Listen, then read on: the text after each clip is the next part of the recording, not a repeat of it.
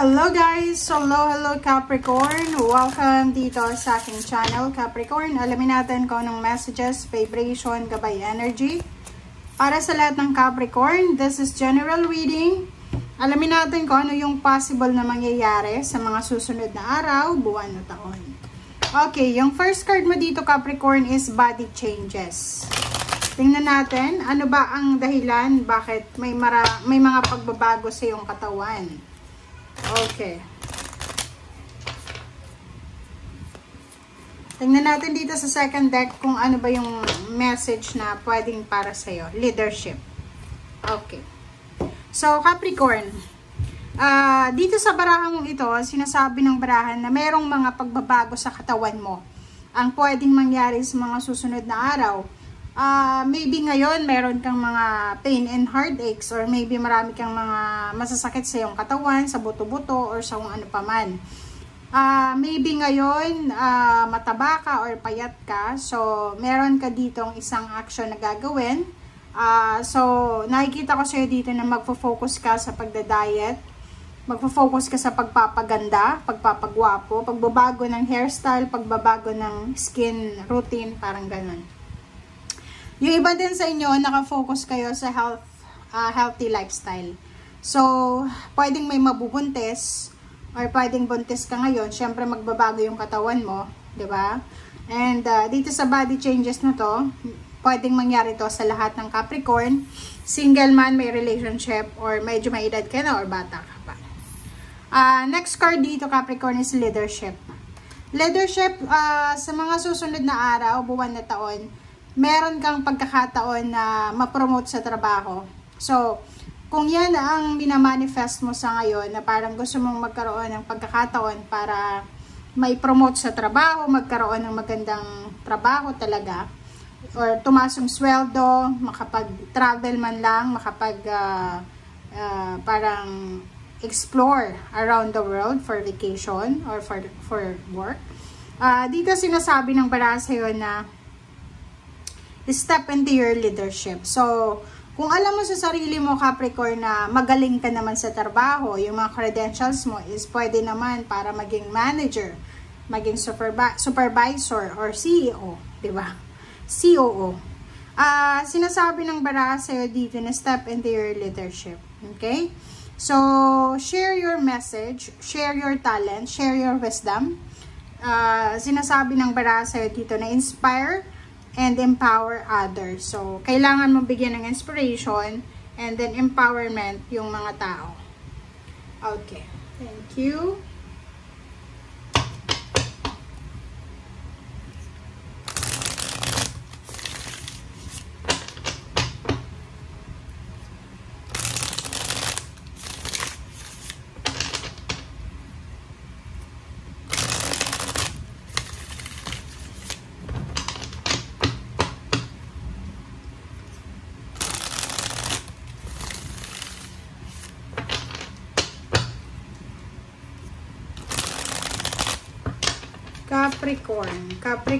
Capricorn, tingnan natin.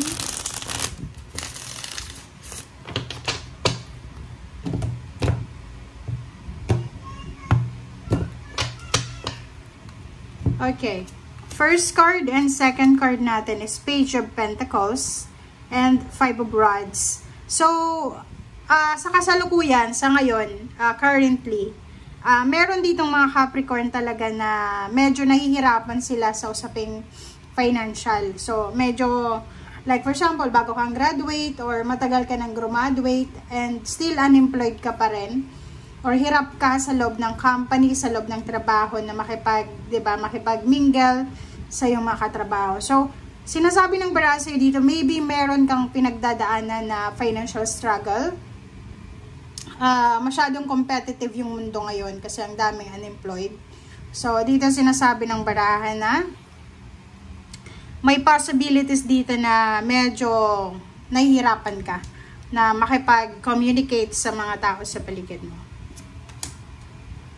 But the Chariot is here and the Devil. So, sinasabi sa'yo dito, mag-iingat ka Capricorn kasi sayang yung pagiging leader mo, sayang yung pagiging strong mo, matalino ka, magaling ka, dumiskarte, basta magaling ka, stable yung mindset mo. Dito sinasabi, mayroon kang pinaplano na travel, maybe travel or relocation, or maybe, transformation ng buhay mo. But the problem is, mayroong the devil. It's your energy yan. Yung energy yan na pabalik-balik sa kung ano yung nangyari sa past, or yung hindi ka makaget over, or yung nag-hold back ka sa mga gusto mong gawin. So, dito sinasabi na huwag kang padadala sa iyong emotion. Huwag kang padadala sa kung ano yung sinasabi ng puso mo. Kung talagang gusto mong mag-transform yung buhay mo, kung gusto mo talagang maayos yung takbo ng buhay mo, the devil is here. Sinasabi, umiwas ka sa lahat ng tukso, lahat ng distractions, focus ka sa kung ano man yung gusto mo. Like, kung gusto mo mag-travel, focus ka sa requirements mo sa pagta-travel. Okay, the moon.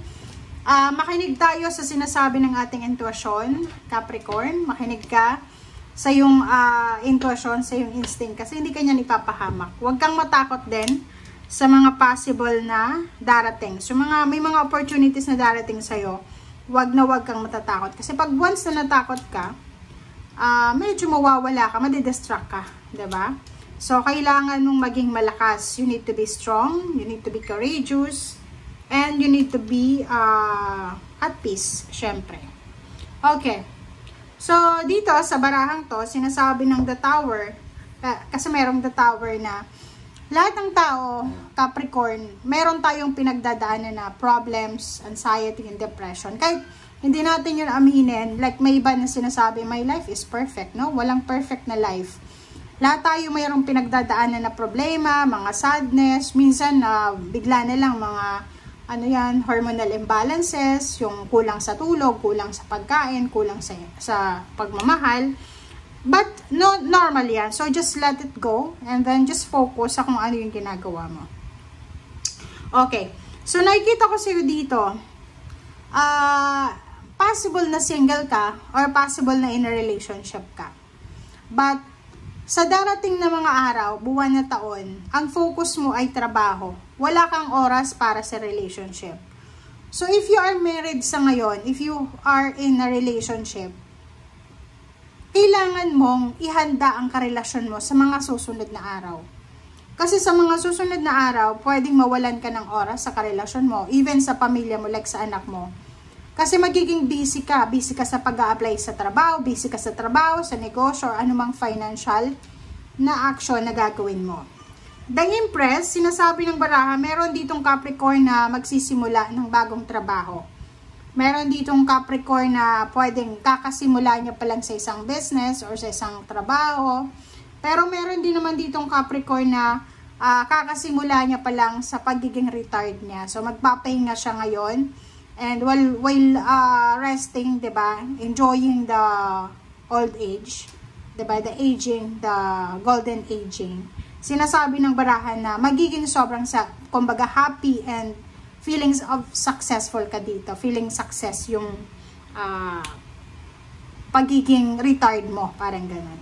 Okay, yun sa ilalim mo dito is the Hermit. So, sinasabi ng baraha sa'yo, Capricorn, na hanapin mo yung peace and harmony. So, wag tayong, kasi may 5 of Rods, maybe maraming mga temptation nga, mga misunderstanding, away, or gulo. So, the Hermit ay pwedeng makatulong sa'yo na hanapin mo yung tamang direksyon, yung tamang liwanag, yung peace of mind. Okay? Thank you guys. Bye!